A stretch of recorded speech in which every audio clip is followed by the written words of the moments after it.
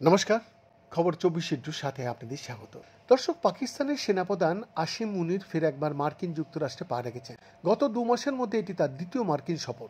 পাকিস্তান আইএসপিআরের বিবৃতি দিয়ে বিষয়টি নিশ্চিত করেছে।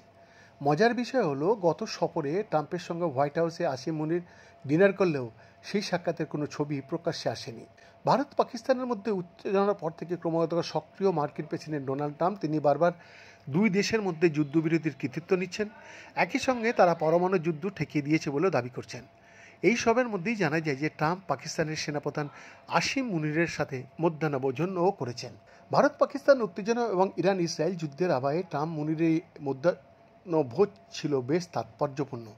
এদিকে ডোনাল্ড ট্রাম্প অন্য কোনো দেশের নেতার সঙ্গে দেখা করলেও তাকে সোশ্যাল মিডিয়া হ্যান্ডেলগুলির মাধ্যমে সেই ছবি পোস্ট করেন রিয়েল টাইমে। তবে তার কোনো অফিসিয়াল সোশ্যাল মিডিয়া হ্যান্ডেলেই মুনিরের সঙ্গে মধ্যাহ্নভোজের ছবি প্রকাশ করেনি ট্রাম্প। এই বিষয়টাকে নাকি আবার পাকিস্তানের অপমান হিসেবে দেখা হচ্ছে। এর মাঝে ফের একবার আমেরিকায় আসেন মুনির। এই আবহে জানা গিয়েছে মার্কিন সেন্ট্রাল কমান্ডের কমান্ডার জেনারেল মাইকেল কুরিয়েল্লার অবসরের অনুষ্ঠানে যোগ দিতে ফ্লোরিডায় যান মুনির।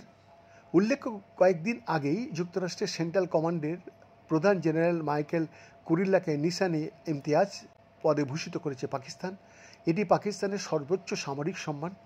ইসলামাবাদে এক অনুষ্ঠানে প্রেসিডেন্ট আসিফ আলী জারদারি মার্কিন সামরিক অফিসারের হাতে এই পুরস্কার তুলে দিয়েছিলেন।